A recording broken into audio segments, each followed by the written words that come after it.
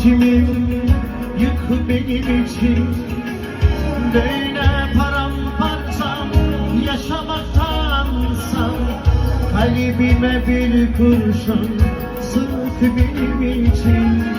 Böyle paramparça yaşamaktansa kalbime bir kurşun sık benim için.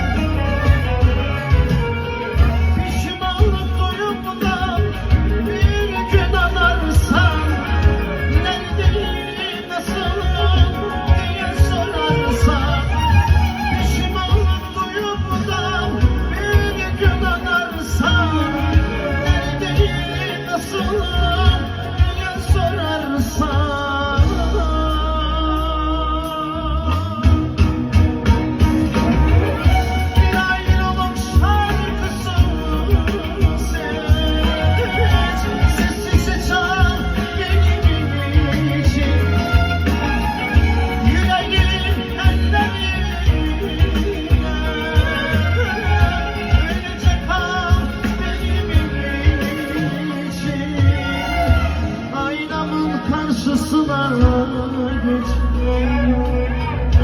yüzüne bak benim için. Eğer ki yanıyorsa